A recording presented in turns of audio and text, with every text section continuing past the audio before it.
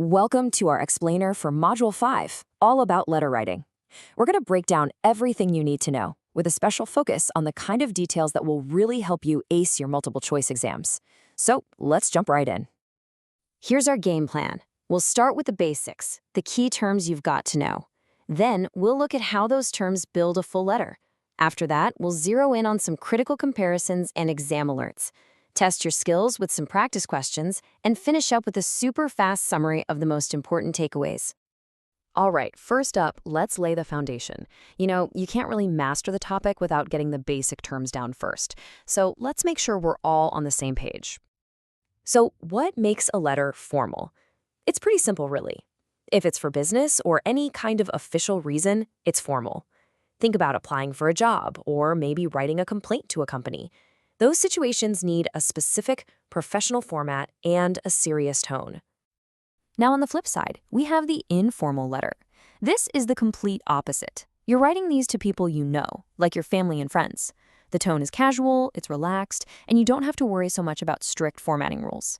A great example is just writing to a friend to tell them about your trip. Next up is the salutation. This is just the fancy word for the greeting at the start of the letter, and it's super important because it immediately tells the reader about your relationship. For a formal letter, you might use Dear Sir/Madam. For a friend, something simple like Hi Sabrina is perfect. And just like we have a special greeting to start, we have a complimentary closure to end. This is that polite little phrase right before you sign your name.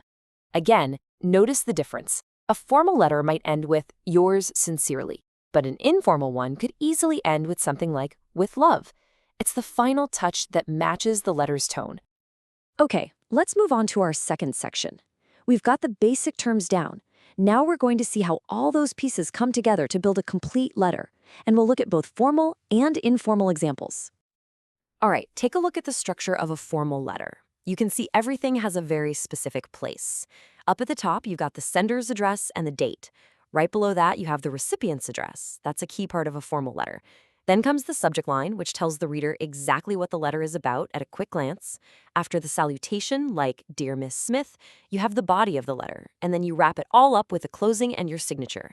See, every part has a purpose. Now, let's compare that with an informal letter. Right away, you can see it's a lot simpler, right?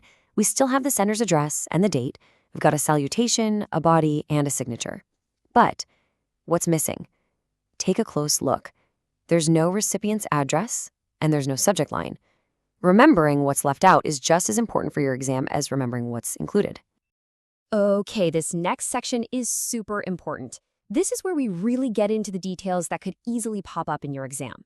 We're going to compare the two letter types side by side, and I'll point out some common traps you need to look out for in those multiple choice questions. This table makes the differences really clear. You've got purpose, official versus personal, and tone, professional versus casual. But pay special attention to those last two rows. In formal letters, you can't use contractions. You have to write do not instead of don't. The sentences are also usually a bit longer and more complex. These are exactly the kinds of little details that can be used to create tricky exam questions. And here's our first big MCQ alert. This is a classic exam trap, so you'll want to remember this. The rule is actually pretty simple. If you start your letter with Dear Sir/Madam because you don't know the person's name, you have to end it with Yours faithfully. If you start with a specific name, like Dear Mr. Smith, then you end with Yours sincerely.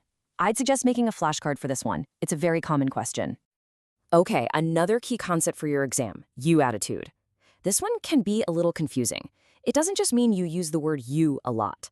You attitude is all about writing from the reader's point of view. You focus on their needs, their interests, what benefits them, not what benefits you. It's a shift in perspective. So we've gone through the core ideas and some of the trickiest spots. Now it's time to see how you do with some real exam-style questions. I've got a few for you here. Give them a try before I go over the answers. Okay, here's the first one. Which of these is essential in a formal letter but usually left out of an informal one? Is it A, the date, B, the sender's address, C, the subject line, or D, the signature? Think about it for a second. The correct answer here is C, the subject line. Let's talk about why. The subject line is standard in formal communication because it immediately tells the busy reader what the letter is about. But you just don't need that for a personal letter. The other options, the date, the sender's address, and the signature, are things you'd expect to see in both types of letters. Question number 2. This one is about that you attitude idea we just discussed. So, writing a business letter with you attitude means A, using the word you a lot, B, writing from your own point of view, C, writing from the reader's point of view, or D, writing in an informal style.